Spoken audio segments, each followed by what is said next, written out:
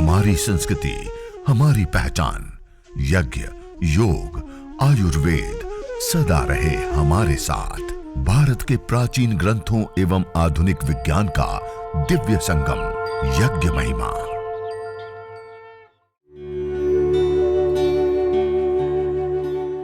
भारतीय संस्कृति में यज्ञ, योग एवं आयुर्वेद जैसी अमूल्य विद्याएं हैं, जिसका मूल है वेद। इतिहास की ओर दृष्टि डालें तो भगवान राम, भगवान कृष्ण से लेकर राजा महाराजाओं, ग्रामवासियों व अरण्यवासी ऋषियों की कुटियों तक नित्य व नैमित्तिक यज्ञों का प्रचलन देखने को मिलता है।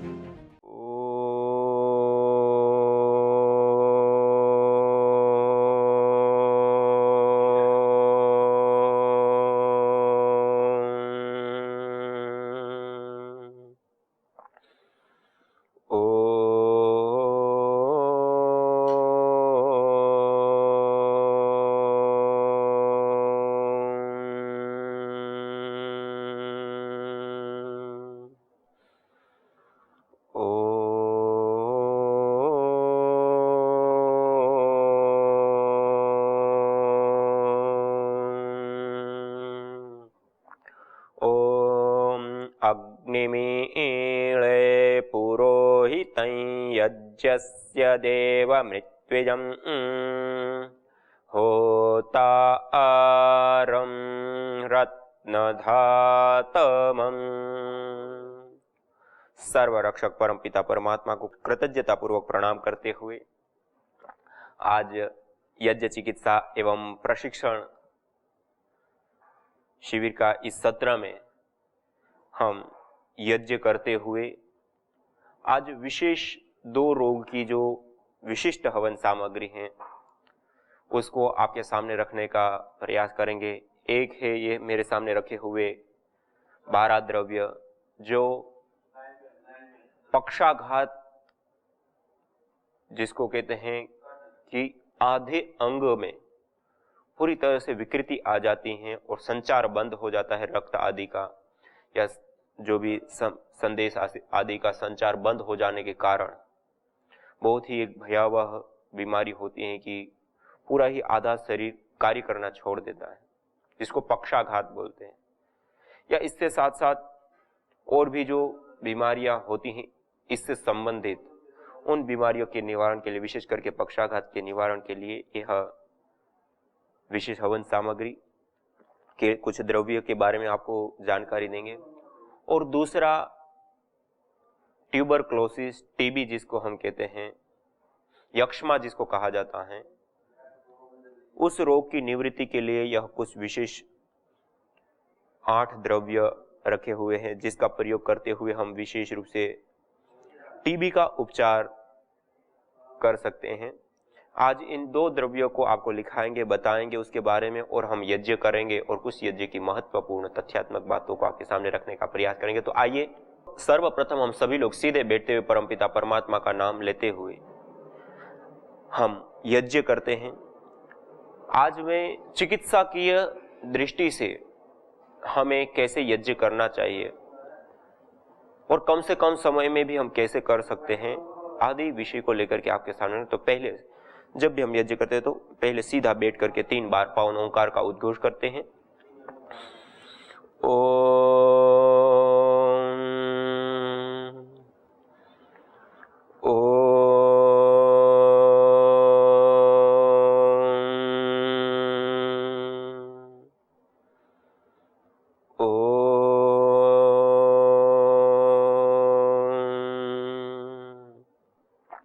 इस प्रकार से 3 बार ओंकार का उच्चारण करते हुए हमने मंगलाचरण किया। उसके बाद आचमन के पात्र को अपने पास में रख करके पहले हम आचमन, अंग स्पर्श, पवित्रता और शुद्धिकरण की अत्यंत आवश्यक जो विशेष क्रियाएं हैं उसको हम संपन्न करेंगे। दाएं हाथ की अंजलि में जल लेकर के ओम अमृतोपस्तरणमसे स्वाहा, ओम अमृतापिधानमसे स्वाहा, ओम सत्यम यशः श्रीर्मय श्रीश्रयतां स्वाहा।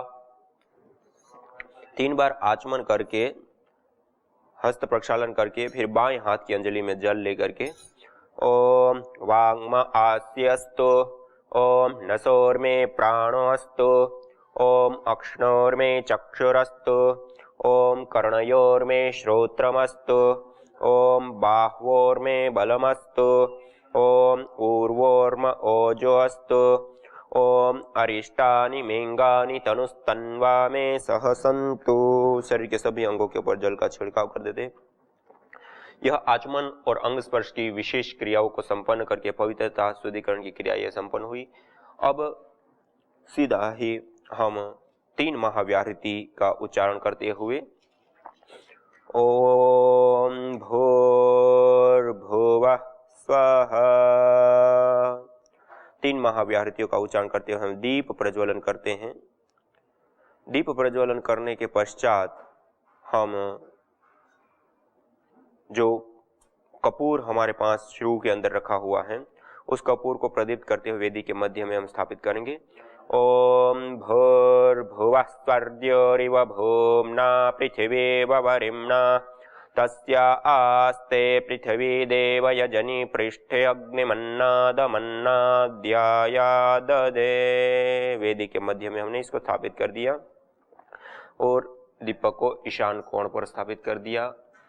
अब ओम उद्बुद्ध्य स्वाग्ने प्रतिजागृहे त्वमिष्टापूर्ते सगं सृजेथा मयञ्च अस्मिन् सधस्थे अद्युत्तरस्मिन् विश्वे देवा यजमानश्च सीदत।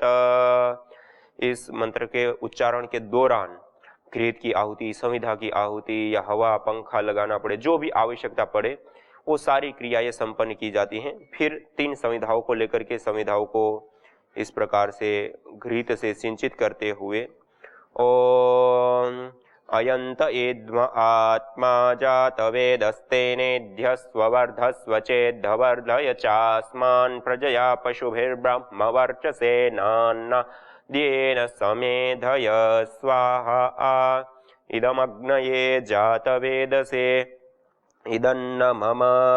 ओम समिधाग्निं दुवस्यत घृतेर्बोधयतातिथिं आस्मिन् हव्या जुहोतन सोत्सविद्धाय शोचिषे घृतं तीव्रं जुहोतन अग्नये जातवेदसे स्वाहा।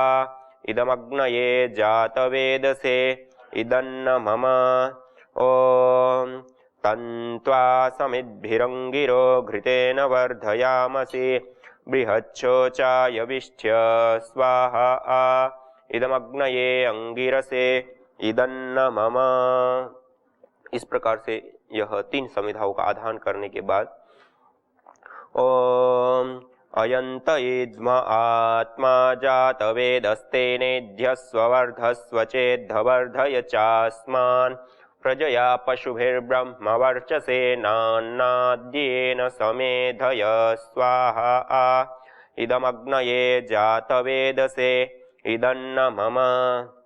ओम अयंत इद्म आत्मा जातवेदस्तेनेध्य स्ववर्धस्व चेद्धवर्धय चास्मान् प्रजया पशुभिर्ब्रह्म वर्चसे नान्नाद्येन समेधय स्वाहा। इदमग्नये जातवेदसे इदन्न मम। ओम अयंत इद्म आत्मा जातवेदस्तेनेध्य स्ववर्धस्व चेद्धवर्धय चास्मान् प्रजया पशुभिर्ब्रह्म वर्चसे नान्नाद्येन समेधय स्वाहा। इदमग्नये जातवेदसे इदन्न मम।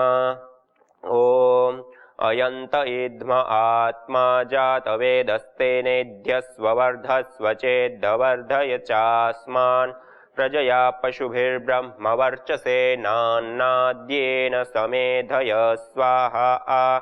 इदमग्नये जातवेदसे इदन्न मम। ओम अयंत इद्म आत्मा जातवेदस्तेनेध्य स्ववर्धस्व चेद्धवर्धय चास्मान् प्रजया पशुभिर्ब्रह्म वर्चसे नान्नाद्येन समेधय स्वाहा। इदमग्नये जातवेदसे इदन्न मम। ओम अयंत इद्म आत्मा जातवेदस्तेनेध्यस्ववर्धस्व चेद्धवर्धय चास्मान् प्रजया पशुभिर्ब्रह्म वर्चसे नान्नाद्येन समेधय स्वाहा इदमग्नये जातवेदसे इदन्न मम। विशेष घृत की आहुतियां देते हुए अग्नि को प्रदीप्त करके अब हम जल सिंचन करेंगे। ओम अदितेनुमन्यस्व, ओम अनुमतेनुमन्यस्व, ओम सरस्वत्येनुमन्यस्व, ओम देवसवितः प्रसूवयज्ञं प्रसूवयज्ञपतिं भगाय दिव्यो गंधर्वः केतपुः केतं नः पुनातु वाचस्पतिर्वाचन्नः स्वदतु। अब वेदी के चारों दिशाओं में जल सिंचन कर देते हैं और ईशान कोण पर दीपक और कलश को रख करके अब हम आघारा वाज्य भाग आहुति प्रदान करते हुए यज्ञ की मुख्य हवियों की ओर हम आगे बढ़ते हैं। ओम अग्नये स्वाहा इदमग्नये इदन्न मम। ओम सोमाय स्वाहा इदं सोमाय इदन्न मम। ओम प्रजापतये स्वाहा इदं प्रजापतये इदन्न मम। ओम इंद्राय स्वाहा इदमिंद्राय इदन्न मम। यहाँ तक की एक पूरी एक प्रक्रिया जो है अग्नि प्रदीप्त करने की, इसको कहते हैं अग्न्याधान से प्रकरण, अर्थात अग्नि को आधान करके उसको पूरी तरह से प्रदीप्त करने तक की जो प्रक्रिया है वो संपन्न हो जाती है।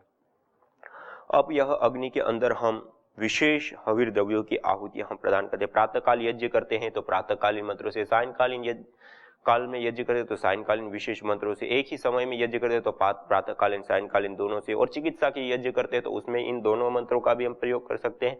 उसके साथ साथ गायत्री मंत्र, विश्वानी देव मंत्र से लेकर के जो भी वैदिक मंत्र, बीज मंत्र जो हमें उत्तम और ज्यादा उपयोगी दिखाई दे आवश्यकता के अनुसार, उन मंत्रों का उच्चारण करते हुए हमें आहुतियां विशेष प्रदान करनी होती है। तो आइए आज हम सभी लोग गायत्री मंत्र का उच्चारण करते हुए आहुतियां प्रदान करते हैं। ओम भूर्भुवस्वः तत्सवितुर्वरेण्यं भर्गो देवस्य धीमहि धियो यो नः प्रचोदयात् स्वाहा। ओम भूर्भुवस्वः तत्सवितुर्वरेण्यं भर्गो देवस्य धीमहि धियो यो नः प्रचोदयात् स्वाहा। ओम भूर्भुवस्वः तत्सवितुर्वरेण्यं भर्गो देवस्य धीमहि धियो यो नः प्रचोदयात् स्वाहा। ओम भूर्भुवस्वः तत्सवितुर्वरेण्यं भर्गो देवस्य धीमहि धियो यो नः प्रचोदयात् स्वाहा। ओम भूर्भुवस्वः तत्सवितुर्वरेण्यं भर्गो देवस्य धीमहि धियो यो नः प्रचोदयात् स्वाहा। ओम भूर्भुवस्वः तत्सवितुर्वरेण्यं भर्गो देवस्य धीमहि धियो यो नः प्रचोदयात् स्वाहा। ओम भूर्भुवस्वः तत्सवितुर्वरेण्यं भर्गो देवस्य धीमहि धियो यो नः प्रचोदयात् स्वाहा। ओम भूर्भुवस्वः तत्सवितुर्वरेण्यं भर्गो देवस्य धीमहि धियो यो नः प्रचोदयात् स्वाहा। इस प्रकार से गायत्री मंत्र का उच्चारण करते हुए 7 आहुति, 21 आहुति, 108 आहुति, जो अनुकूलता, आवश्यकता, इन सब चीजों को ध्यान में रखते हुए विशेष रूप से हम प्रदान करें। दूसरा मृत्युंजय मंत्र। ओम त्र्यंबकं यजामहे सुगंधिं पुष्टिवर्धनम् उर्वारुकमिव बन्धनान् मृत्योर्मुक्षीयमामृतात् स्वाहा। ओम त्र्यंबकं यजामहे सुगंधिं पुष्टिवर्धनम् उर्वारुकमिव बन्धनान् मृत्योर्मुक्षीयमामृतात् स्वाहा। ओम त्र्यंबकं यजामहे सुगंधिं पुष्टिवर्धनम् उर्वारुकमिव बन्धनान् मृत्योर्मुक्षीयमामृतात् स्वाहा। ऐसे मृत्युंजय मंत्र का जाप करते हुए, उच्चारण करते हुए भी हम आहुतियां प्रदान कर सकते हैं। और जब पूर्ण आहुति की ओर हमें जाना है तो अंतिम में ओम सर्वं वै पूर्णगं स्वाहा, ओम सर्वं वै पूर्णगं स्वाहा, ओम सर्वं वै पूर्णगं स्वाहा, ओम। ऐसे अंतिम में ओम सर्वं वै पूर्णगं स्वाहा एक ही मंत्र का 3 बार उच्चारण करके 3 आहुतियां प्रदान कर दी। ये हमारा यज्ञ संपन्न हो गया। उसके बाद संपूर्ण विश्व की मंगल कामना करते हुए ओम सर्वे भवन्तु सुखिनः, सर्वे सन्तु निरामयाः, सर्वे भद्राणि पश्यन्तु, मा कश्चित् दुःखभाग् भवेत्। त्वमेव माता च पिता त्वमेव, त्वमेव बन्धुश्च सखा त्वमेव, त्वमेव विद्या द्रविणं त्वमेव, त्वमेव सर्वं मम देव देव, त्वमेव सर्वं मम देव देव। इस प्रकार से मंगल कामना सूक्तियाँ, कुछ अच्छे भजन, स्वाध्याय, सत्संग, इन सारी चीज़ों को हम अपनी इच्छा, समय, शक्ति, इन सब को ध्यान में रखते हुए हम साथ में जोड़ सकते हैं बाद। और उसके बाद संपूर्ण विश्व की मंगल कामना करते हुए 3 बार ओम शांति शांति शांति। हे प्रभु, हे ईश्वर, हे जगदीश्वर, हे परमपिता परमेश्वर, हमें आध्यात्मिक, आधिदैविक और आधिभौतिक तीनों प्रकार के तापों से हमें मुक्ति प्रदान कीजिए। इस प्रकार से भावना बनाते हुए 3 बार ओम शांति शांति शांति हो, यह संपन्न हो गया। अब जब हम रोग के उपचार के लिए विशेष करते हैं तो इतना यजन छोटा सा, आज तो हमने ज्यादा किया, 7-21 आहुति ही गायत्री मंत्र की दे करके आप कर ले। हमने संविधाएं भी ज्यादा लगे, आप छोटी सी छोटी थोड़ी थोड़ी संविधा लगा करके अपने घर के हिसाब से। और जो पेशेंट हैं, रोगी हैं, उसी के कमरे में खिड़की दरवाजे खोल करके और आप इस यजन को करें, हवन को करें, अग्निहोत्र को करें इस प्रकार से, तो उस कमरे के अंदर की जो दूषित वायु है वो बाहर निकल जाएगी। बाहर की ताजी वायु घर के अंदर, क्योंकि वायु गर्म होती तो ऊपर उठती तो बाहर निकल जाती, और बाहर की ठंडी वायु अंदर प्रवेश पा जाती है। दूसरा, उस वायु का शोधन हो जाता है, उस वायु के अंदर सुगंधी फैल जाती है, उस वायु के अंदर औषधीय तत्व मौजूद अवस्था में आ जाते हैं, उद्भुत अवस्था की शक्ति के साथ आ जाते हैं, और उस वायुमंडल के अंदर जीवनीय शक्ति का संचार हो जाता है। ऑक्सीजन की मात्रा पर्याप्त मात्रा में बढ़ जाती है, और जिस स्थान पर, जिस बेड पे रोगी विशेष रूप से शयन करते हैं या रहते हैं, उसी स्थान पर, उसी घर में आप इस प्रकार से यजन करें। और जिस विशेष रोग के से वह व्यक्ति पीड़ित है, उसी रोग विशेष की जो हवन सामग्री है, आयुर्वेदेषु यत् प्रोक्तम यस्य रोगस्य भेषजम तस्य रोगस्य शांति अर्थम तेन तेनेव होम। आयुर्वेद के अंदर जो विधान है कि जिन जड़ी बूटियों का सेवन करने से जो जो रोग ठीक होता है, उन जड़ी बूटियों का होम करने से, हवन करने से वह रोग हमारे ठीक हो जाते हैं। ये सारे के सारे जो द्रव्य हैं उसकी हम विशेष रूप से आहुति दे देते, वही हमारे जो शरीर में होने वाले रोग हैं वह ठीक हो जाते हैं। जैसे आप अलग अलग रख करके भी उसकी हवी दे सकते हैं, आहुति दे सकते हैं। और एक साथ जैसे ये सारी जड़ी बूटियां, जैसे टीबी का रोग है, किसी को फेफड़ों से संबंधित समस्या है, कुछ ऐसे सूक्ष्म जीवाणु है जिसको मतलब बहुत ही घातक और हानिकारक होता है टीबी का रोग, और बड़े लंबे समय के बाद भी वो ठीक नहीं होता है सामान्य अवस्था में। डॉक्टर फुंदनलाल अग्निहोत्री, जिन्होंने जिस समय टीबी का रोग पहली बार व्यापक रूप में फैला था, आज जैसे कोरोना वायरस के कारण से आज करोड़ों लोग प्रभावित और लाखों लोगों ने अपनी जान गंवाई है, तो यह जो स्थिति हमें देखने को मिल रही है, ऐसी स्थिति उस समय थी, एक भयावह स्थिति थी ट्यूबरकुलोसिस, टीबी के रोग को लेकर के। और उस समय बहुत बड़ी मात्रा में लोगों ने जान कमाई, और वो रोग तभी नहीं, तब से लेकर के आज तक मौजूद है इस दुनिया में। और अभी भी कोरोना काल में जितने 2 से 3 महीने के भीतर भीतर जितने लोगों ने कोरोना के कारण दम अपना नहीं तोड़ा था, उससे ज्यादा लोगों ने टीबी के कारण अपनी जान गंवा दी थी। कहने का है कि ये जो लॉकडाउन हुआ था उस दौरान जितना कोरोना के कारण लोगों ने मृत्यु नहीं हुई, उतने लोग तो टीबी के कारण मर गए थे। मतलब ये कितने साल हो गए, उसके बावजूद भी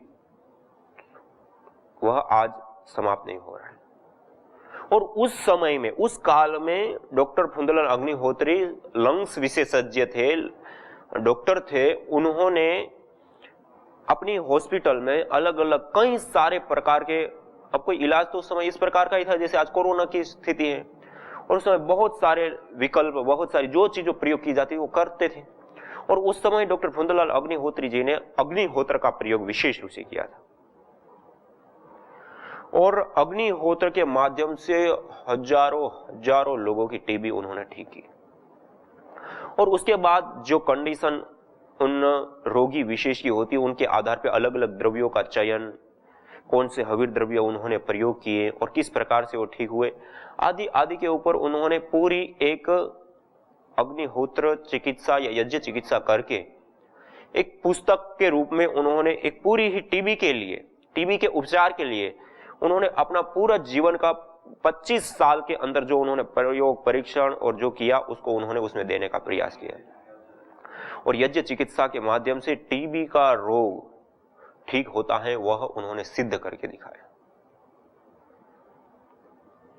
और हमारे शास्त्रों में भी जो इस प्रकार के रोग होते हैं लंग्स से संबंधित, या इस प्रकार से और भी अन्य रोग होते हैं जो सूक्ष्म जीवों, जो सामान्य रूप से वो दूर नहीं होते और बहुत घातक रूप से हमें हानि पहुंचाते हैं, उन रोगों को दूर करने के लिए धूम्र चिकित्सा, यज्ञ चिकित्सा ही बताई गई है। अर्थात यज्ञ करते हैं तो उसमें जो विशेष हवन द्रव्य की हम आहुति देते हैं, गाय का घृत की आहुति प्रदान करते हैं, विशेष जड़ी बूटियों की हम आहुति प्रदान करते हैं, तो वह द्रव्य जब आहूत होते हैं तो उससे जो एक धूम यज्ञ अस्थमा से लेकर कैंसर जैसे जानलेवा रोगों से बचाने के साथ ही तनाव, अनिद्रा व अवसाद आदि मानसिक रोगों को दूर कर शांति व सौमनस्य प्रदान करता है।